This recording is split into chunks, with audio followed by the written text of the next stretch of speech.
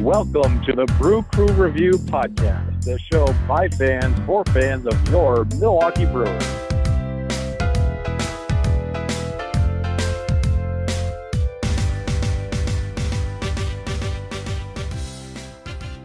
Oh, there you are. Hi, Brewer fans. Where have you been hiding all week? This is the Brew Crew Review Podcast number 36. Thanks for tuning in with me today. Scott Bartell, Vince Travano, Hey, Craig. Spirit of Jack Collins, who's not executive president. Hey, guys, how's it going? Good. Chad and I did talk. He is at a Vince Gill concert, so he is unable to make the performance this evening. Country recording artist Vince Gill is where Chad's located right now. And I know what you're thinking. That concert was a few days ago. Chad, when he goes to a concert, it is not just a event for a few hours. It is for the full week. Yeah. He will enjoy it. Absolutely. So kudos to Chad. We look forward to welcoming you on to podcast number 37 next week. All right. On today's episode, we got a lot planned for you guys. We got a prospect profile with Zach Brown. We've got a new segment. We're going to be called Cato Kaelin's Angriest Tweet of the Week. Vince has got that for us coming up a little bit. We also have we sometimes refer to it as a rapid nine, but it's our stepping up to the plate segment where we go over 9 innings of questions and rapid fire, or at least Scott takes the time, but Vince and I do rapid fire. Get through that. And again, don't forget to send your email questions. We don't have time for that today, but we normally will get to those on our even numbered podcast. So please send those in to our email, which is brewreviewpodcast@gmail.com. And again, follow us on Twitter at BrewReview1. So anyway, without further ado, let's kick it off with a prospect profile that we teased a while back that we do, and that's from one of the Brewer minor league breakout players this year. And his name is Zach Brown. He's a right-handed pitcher. He was drafted in the 5th round of 2016 by the Milwaukee Brewers. I've also heard that he's in a band. I don't remember the name of it, but anyway, I can get that for you later. Scott, maybe get one of your interns look into that. Anyway. Have Katie do it. Yeah, so anyway, his full name is Zachary Ryan Brown.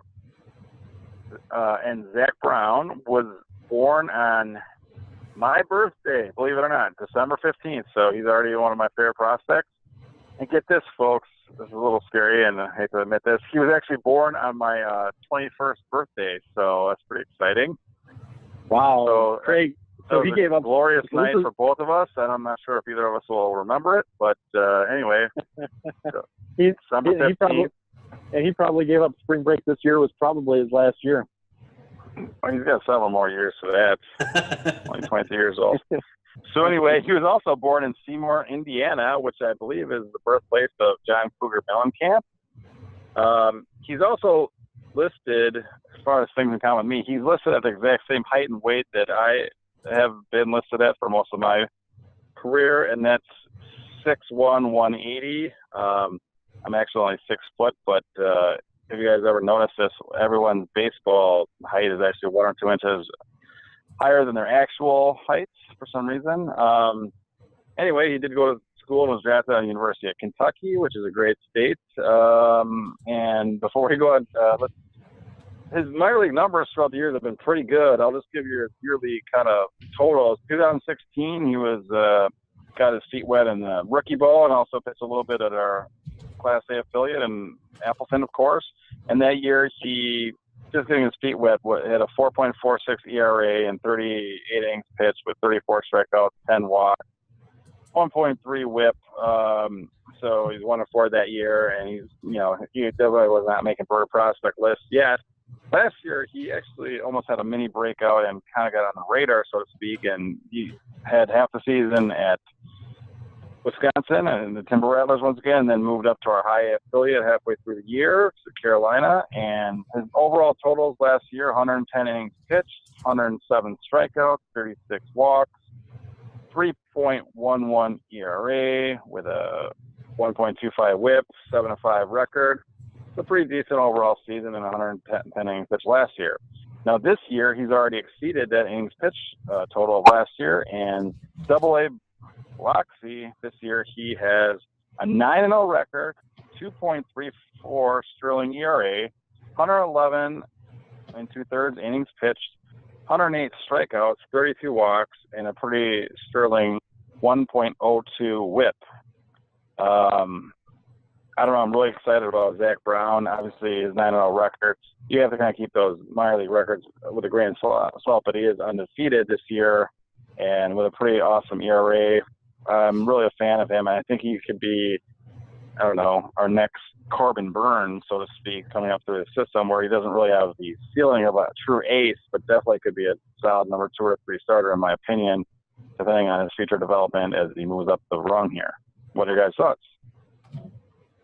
Yeah, that's great. I think that it's always great to be talking about Milwaukee Brewers pitching prospects. We're not necessarily used to doing that, so that's exciting. And right now I think that it's especially exciting that the Brewers have both Freddie Peralta and Corbin Burns and Zack Brown all in the system here that I think Brewers fans can realistically look at contributing at the big league level, which is, again, something we haven't always been able to say about our crop of pitching prospects. And I'll also say I'm glad that Stearns did not give up any of those guys at the deadline this year for middling rotation help. I think that would have been a big mistake. I think that you either go with these guys or package them in trades that are going to be for true top of the rotation guys. So I'm excited that we've got all these guys still in our system. Yeah, it's really going to be interesting to see if he winds up being a starter or if he's going to get relegated to the bullpen. A lot of that probably depends on whether or not he can get like any kind of a third pitch going. I know his fastball, like at its best day, is like 95, which is great, but his curve is probably even better.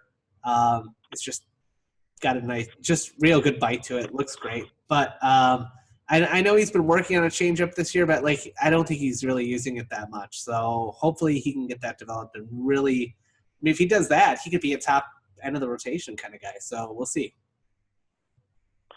And I should point out that him and Corbin Burns both were drafted in the 2016 draft, and I remember both those guys were projected to go a little bit higher than they did. I think Burns was projected to go as high as the 2nd round, and I believe we got him in the 3rd. And the same thing, Zack Brown was projected to go in the top 3 rounds of the draft, and we got him in the 5th. So again, they both slowed a little bit in the draft. I really like both picks, and they're really coming to fruition as right-handers who really have solid stuff and really nice command. And I think that's something that the organization seems to be stressing is part of their draft philosophy. And I'm glad that they've decided to switch things up because whatever they're doing for their pitching draft philosophy for like, I don't know, the last 30 or 40 years wasn't working out all that well. So definitely excited for Zack Brown. And I know it'll eventually come to me what band I think he plays in, but I'm not sure.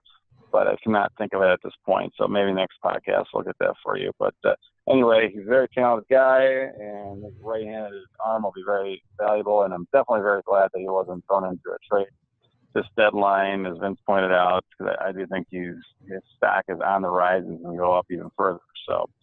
And again, I hope our AAA affiliate, which you'll probably spend most of next year at, since he was so successful this year, AA is not Colorado Springs, because that doesn't necessarily bode well for your development as you're typically. So, if you're a Brewer fan wondering what I'm mentioning, is the most likely the Brewers hopefully will get a different AAA affiliate next season outside of Colorado Springs. They could end up at Colorado Springs as the minor league.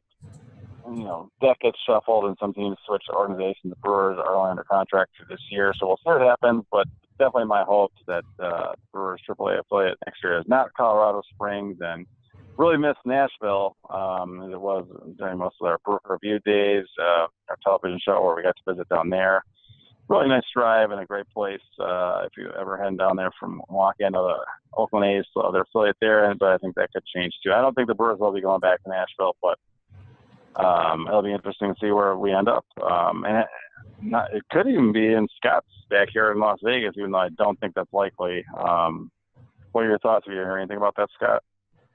Yeah, there's like a 1% chance, I think, that the Brewers are going to wind up getting the brand new AAA stadium here. The Las Vegas 51s are officially done at, next month. So that's kind of sad. The Mets are leaving.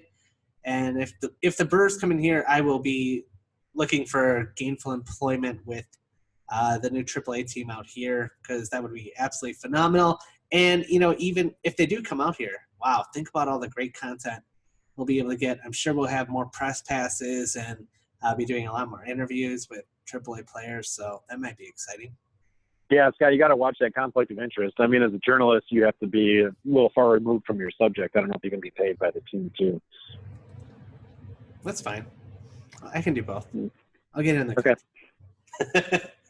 By the way, in our so episode, I was like, man, wouldn't it be great, you guys, if we could get like a electric car donated to us or something like that, so that we could do more Brew Crew Review road trips? And now I'm like working for Tesla, so I still can't. We could just pitch in and pay for gas, like the station would pay for gas, I'm sure. But yeah, anyway. Yeah, sometimes, yeah. even if your boss has, like, I don't know, like an unused submarine laying around or something like that, I mean, we could have a Brew Crew used submarine. I mean, I don't know, whatever. Hey, my boss does. Your boss? Oh. Not talking about Elon Musk, but yeah. Awesome. Yeah, okay. Yeah, cool. All right, our new segment this week, I know everyone's been looking forward to everything I mentioned about 5 minutes ago, and that is our Kato Kaelin, who, if you don't know, is a former Hollywood actor, but he also is famous for being one of the most fanatical Brewer fans on Twitter, and he's a follower of the Brew Crew Review, and I don't know, we just love the guy. So anyway, he also has, unlike me, who's successfully gone through anger management, I'm not sure Kato has. It's been, seems like things the Brewers do negatively kind of set him off on Twitter, which to me is very entertaining. I still think his anger management is better than his landlord's. Huh? Yeah, and I got to say, so Kato was voted as the #1 celebrity fan of the Milwaukee Brewers. And Craig, we know that we can mark down on the calendar certain days that you're just going to be angry and upset, one of which is draft day, the other is the trade deadline day. And we just know this. But Kato, his rage really extends every day, and it's pretty exciting to see. Even during Brewers' victories, he really likes to throw his feelings out on Twitter. And he has not gone through the anger management coursework that you've had to complete every year and get recertified and all that stuff by the state of Wisconsin and several other states with your driving record. And Kato has not gone through any of those things yet. So, yeah, his Twitter is really passionate. Would you guys like to hear the tweet that I selected as Kato Kaelin's tweet of the week this week? Absolutely, and our fans are waiting. Yeah. I mean, hopefully they'll go follow. All right. I do want to say really, really, really quick that maybe this is a better option, though, because he releases all of his anger on a daily basis, whereas Craig kind of stores it up to a couple days out of the year. So maybe that's a better option, and that he still has better anger management than O.J. Simpson, who allegedly was issues too. Yeah. So, I mean, he's doing it right. Are you trying to imply that O.J. has done more than just punch the tree? That's as far as I've ever gone. Without further ado, Kato Kaelin said 3 days ago, quote, "Hello, at Brewers people. I'm done for now following team. Not going to check score. I really believe Milwaukee has capitalized worst organization at MLB. It's too frustrating, and Stern's decisions are putrid. Capitalized, horrible capitalized GM. Council is capitalized, the capitalized worst. Brewers ruined my spirit, and the fans should boycott. I am. Poop is poop." Unquote. There is your Kato Kaelin tweet of the week. I don't know. I kind of agree with the tweets. I mean, Kato's just saying, Kato's saying he did, a Brewers loss really deflates him. So it's kind of, he really puts his heart and soul. He's got other ones that have other great lines like worst managed, capitalized worst, capitalized organization at MLB since baseball started, exclamation points. You make the city of Milwaukee puke, council. Count Shawseen blows and will always blow, all capitalized. You do nothing, you do not care for our pitching, and you don't care about the head Brewers or the fans. You're a horrible GM. Stearns misspelled. Horrible capitalized. Estacio misspelled. You don't even know baseball. Council, you're over capitalized. These are all quotes from Mr. Kalen this week. Guys, if he really is done following the Brewers, this is going to be a very short segment. Like, well, this is by my calculations the 218th time that Cato said he's done this season. So today was an off day. There were no quotes besides one of him dancing. Awesome. But I'm guessing that tomorrow he'll be right back. I want to point out that in no way is this in any way, hopefully, like casting any kind of a negative light on the great Cato Kalin, because first of all, he is an icon. Second of all, he's our biggest Brewer fan ever. And I guess third and most importantly, like, he says everything that like every Brewer fan at time to time thinks. So I that's the thing about passion. You know, I mean, you can be a passionate person. You can be extremely happy or extremely angry or extremely everything. That's what passion is all about. And he's a very passionate Brewer fan. I appreciate that. Yeah, not to be confused with logic, but yeah, you're right, Sam. I mean, he's definitely a very passionate man. I'm sure the very first thing his therapist may tell him is that if you are this highly invested emotionally in a team like the Milwaukee Brewers, or you may not want to follow a baseball team that even when most successful is going to have 60 or not more losses per season. That's going to be 60 pretty stressful days where you have to vent your rage. But anyway, it's at least a healthy outlet, Twitter, to vent your rage, and no one really gets hurt. And just, yeah. So anyways, definitely encourage you to follow us on Twitter. You can follow Cato at your own risk. But without further ado, we're kind of running through on time here. So let's get to our Stepping Up to the Plate segment. And we've got 9 questions for you guys. Who wants to lead off today? You call it, Craig. You're Yelich or Kane, I'm thinking. You call it. You call it. I'm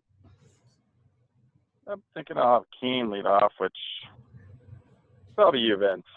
All right, let's do it. I was going to theme it all or nothing. All right, I'm getting ready. Just prepping, guys. All right. This is inning number 1. Predict. Here we're sitting on August, first week in August. Predict the 2 participants in both leagues' wild card games and the host stadium. Boy, I think that the standings are fairly accurate. Let's go. You know what? Yeah, start with AL and then do NL. Okay, all right. I was gonna. Oh boy, I'll go with the Yankees hosting the wild card game at Yankee Stadium against Oakland in the AL, and in the National League, I'm gonna go out on a limb and say it's the Cubs hosting the Atlanta Braves at the wild card game at Wrigley Field and losing to the Braves. Interesting, Scott. Oh man. I am gonna say, now that I really look at this, like, it's one of those things where you don't really even think about it. You just think playoffs. You don't even think matchups yet. But now we're getting to the part of the year where we got to start thinking matchups a little bit. I'm gonna agree with Vince. It sure looks like the Yankees are gonna host the A's for a 1-game wild card. And man, wouldn't it be great? I mean, for every A's fan, that would extend your fandom. Like, it would double your fandom if just once you could knock out the Yankees. It wouldn't put to bed all the bad memories that they've had against the Yankees, but it'd be a good start. So I really hope. It'd be like Moneyball too. What if Sonny Gray gets the win for the Yankees coming out of the bullpen? No, it'll be the opposite. They won't even pitch Sonny Gray, and they'll be like, "Hey, remember that guy that we traded to you? And now we're dominating. You wouldn't even want him." Or maybe before then, the A's grab him back off waivers or something ridiculously stupid like that. Okay, that won't happen. Far-fetched. Yeah, but Scott, remember with Rapid 90, you can take your time and really expound on the answers too. So Yeah, the wrap it really only applies to me and Vince, and if Chad ever tunes in. But Scott, you're the one with the $300 microphone, so you can do this Sam as you'd like. It's true. Unless they get cut off, but I mean, it could be like a range-shortened game, and as long as we get to at least 5, that'd be nice. Think about the acquisition cost, like the amount of investment. Scott, do you really quick want to give your NL or? Yeah, I guess. No, I was just thinking if I spent $300 on this microphone and then we only have 170 Twitter followers, we still got a ways to go before this becomes like a positive investment in any way whatsoever.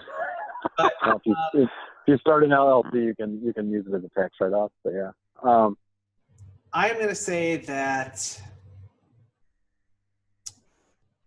Man, I don't know about this.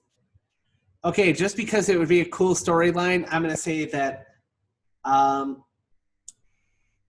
Milwaukee hosts the Atlanta Braves in the wild card, and it's the 2 former Milwaukee with the new Milwaukee franchise, and we pummel them. Nice. That is all right. I'm going to go with the Yankees hosting the Seattle Mariners. This will be different. I hope they actually make that, especially with the acquisition of Mike Fiers just today. But on the Brewer, hopes they can help the A's. And they really have, they literally have, I don't know how they're doing it, but they literally have like Trevor Cahill and Brett Anderson in their rotation, who are former A's and basically guys who definitely skipped off the waiver wire, so to speak. So I don't know how they're doing it, but anyway, yeah, the A's currently have a good shot at that. But anyway, I'll go with that. Yankees and Mariners at Yankee Stadium. NL wildcard game, I'm going to go with the dream matchup for my purposes, and that's going to be the Milwaukee Brewers hosting at Miller Park, Arizona Diamondbacks. No love for the Brewers winning the division out of you guys. Jeez. Oh, well. No, sorry. I mean, if we would have acquired like Noah Syndergaard at the line instead of just a scope, then things would be different. But anyway. Oh. All right. Wow, that was only the first thing, guys. Oh, it only took 10 minutes. That's all right. Second inning. We may have already asked us, but it could keep changing.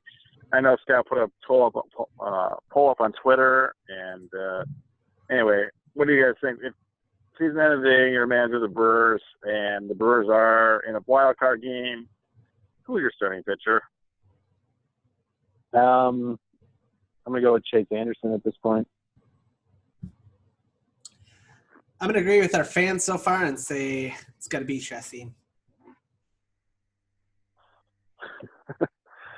I am going to go with also Chase Anderson. Third inning. Would you guys, again, hindsight, not even being 2020, but just looking at trades before the deadline, would you rather have Manny Machado for half a season rental or Jonathan Scope for a year and a half? I mean, you're looking at that as in what we gave up or what we would have had to give up. That's not in the bubble. It's not even considering all that, even though, in my opinion, we gave up more for Scope than the Dodgers gave up for Machado. But again, that's up for. Yeah, I definitely disagree with. I definitely disagree with that. I think Machado's obviously the better player. I'd love to have Machado on this team, and would have loved to have seen the Brewers acquire him. I don't think I would have gone as high as the Dodgers did, and obviously David Stearns agrees with that. So Machado, but not for the cost. Yeah, but we paid more. So okay. No. Yeah, I mean, I didn't know you were such a VR guy, Craig. Well, no. If you, again, but the question is, without the return, just saying that we paid $5. If we had to pay $5 for a half season of Machado, or $5 for a year and a half of Scope, which would you prefer? Machado, for sure. Okay. Scott? Yeah, I mean, being in a vacuum like that, I'd have to go with Machado. I mean, although, yeah, I'll leave it at that. Yeah, I mean, Manny Machado, but mostly because he is a much better player, but also the fact that he is actually almost a true shortstop, and we could have really played him there, and it would have fit into our infield mix a little bit better is the main reason. And I've been more confident that Keston Hiura could be a part of the Brewers' second base mix is almost the beginning of next year. I mean, therefore not really needing scope. True shortstop, though, in the same way that like Jeter was at the end of his career. It doesn't mean he was good at it, but at least defensively. But that would also leave Jonathan VR as your starting second baseman, probably going into the playoffs. So yeah. Oh, we had Travis Shaw, remember? Here's a better question: what would you rather have? Half a year of Scope or 100 years of Jonathan VR? Well, if he's going to age, probably not that option, but no. All right, fourth inning. Moving right along. God, we're running out of time, guys. Unbelievable. All right, I'm going to have to really do this more rapid, guys. Who should receive more bats the rest of the season, Braun or Thames? Thames, I think Braun, like we mentioned on the podcast, is the perfect bat off the bench and keeps him fresh and healthier. Scott? Can I just say like kind of an even split? Sure. Okay, I'm going to go with that then. I mean, Braun's had some bad luck. He's really been hitting the ball hard this year. In fact, actually, I think harder than he's ever hit it like any year. But a little bit of bad luck. But yeah, like you said, I mean, both of these guys actually, I'm not sure that I would trust either one of them playing every day because I feel like they both get hurt. Okay, well, that's why we have the depth. I'm going to say Thames, and almost a strict platoon, but Thames because we probably face more right-handers. With that being said, it's really nice to have Braun on the team with depth. Okay, fifth inning. If you could only keep one player for 2019, would you keep Soria with his club's option of $10 million or Jonathan Scope as arbitration figure of, say, $12 million? You can only keep one and fit it into the budget. I go with Scope. I think that probably makes more sense. I think bullpen arms will be more plentiful. I'll go with Scope as a really nice bridge to Hiura, who I don't think is going to be quite ready to start next season on opening day. So hopefully he can then be eased in and take over starting second base at some point later on in the year next year. Or be totally ready for 2020. I'll go with Soria. You can never have enough good bullpen arms, and I think that those are a little bit harder to replace, so that's what I'll go with. Both good choices. I'll pick Soria too. All right. If sixth inning, if Davies or Nelson do not return from injury, and also Freddie P gets his innings capped for September, basically in our final push for the playoff spot, which two of Miley, Woodruff, Lyles, or Corbin Burns do you use in the back of the rotation in September? Two of those four guys, pick two. Miley, Woodruff, Lyles, or Burns? Yeah, definitely not Burns. He's definitely a bullpen guy this season. They're not going to change that this late in the year. Talking to our anonymous source, Tom Carter, about this a little bit this week, and I kind of agree with him. I would go with Miley for sure. He's put up great numbers this year. His ERA is just over 2. I think Miley's pitching great this season, so why would you change that? So let's go with Miley and Woodruff, I think. Yeah, Miley and Woodruff. I'm gonna go with Miley and Burns, even though I don't think that's gonna happen. I don't think they'll stretch him out in any way. But at the end of the day, I mean, we're only looking for really, if Burns is starting, you can get away with being like, hey, just get us 4 innings, Whereas in the bullpen, you're doing 1 or 2. We're not asking for a lot from our starters as far as being able to get deep into the games. I don't think it'd be too much of a stretch to stretch them out. I'm going to go with Woodruff and Burns. It's not going to happen, but I really just think those guys could benefit from major league starting innings and a chase, even if it means, the cost of, whatever it would cost of the experience. Yeah. Oh. Okay, 7th inning. If Knebel loses the closer role during the stretch run, who do you turn to as manager, as the closer? Jeffress, Soria, Hader, or committee? I vote committee. I think that's exactly what the Brewers are doing. I think Jeffers could definitely handle that role, and so could the other guys probably. But I think committee based on matchups. Spot on answer. Spot on. I'm going to go with by committee, but Jeffers will be getting the bulk of the closing. Yeah, even though Soria has more closing experience, potentially I'm going to go with Jeffers. Like I really think he really took off this season. I mean, he was an all-star as a Milwaukee Brewer, and he's really just got that mentality I think a closer needs. But with that being said, I'm not hoping Knebel loses his closer role because that could mean losses that the Brewers don't need. So anyway, 8th inning, most underrated and most overrated Miller Park ticket office employee during your tenure as a Miller Park ticket office employee. Wow. Boy. We don't have enough time for this one. We only have 2 minutes left on this recording. Nick Fabrizi, most underrated. Just throw 2 names. Overrated. Oh, underrated. sorry. Let's do it. Sorry, Vince, go ahead. Underrated was definitely Little Rhino. That guy was awesome. Love that guy. Overrated, I guess, you'd have to go with, that's really hard. Maybe, yeah, I'm not going to name an overrated. Diane really had a lot of nice seasons, so I'm not going to say her. I've got nobody for overrated. Love everybody. Scott? I'm gonna bail on this a little bit. Underrated Nick Fabrizi, great guy. Overrated, oh man, I won't even name his name. All I'll say is what is it? Window 12. That is all. All right. I'll go with my most underrated was probably Gary Brown. Most overrated was Liz. I'll spare you guys the last name. All right. So we have time for this, I don't know. But anyway, 9th inning. Don't forget Tom Carter. Featuring mega Brewer fan Kato Kalin as an actor. 1994, Surf, Sand, and Sex. 1998, in basketball, he was a driveway announcer. 2002, Fatal Kiss was a TV movie. He played Jonathan. 2003, Pauly Shore's dad. He played himself. And 2013, Real Potheads of North Hollywood. He played a character called K-Train. I don't know if that was himself or not, but anyway, favorite movie featuring Kato Kalin. Wait, are you telling me that somehow he was not in Point Break? Because he's like perfect for that movie. I don't know that he was. No. I'm going to say Point Break, even though he wasn't even in it, just because that movie was kind of the Kato Kalin story, I think, in many ways. I'll say basketball. Yeah.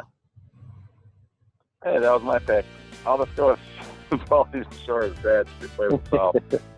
Anyway, all right, well, that wraps up our crazy Rapid 9 for today. And leaves us just enough time to tell all of you guys to stay classy. Stay classy, guys. Go Brewers. And thanks again to you guys, and to Chad, and to our anonymous source, Tom Carter. Thanks, guys. All right, go Brewers.